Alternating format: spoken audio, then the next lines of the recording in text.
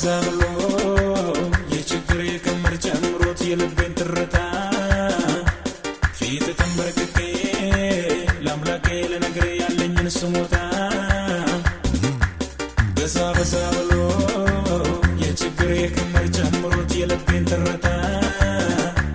ፊት ተንበርክኬ ለአምላኬ ልነግር ያለኝን ስሞታ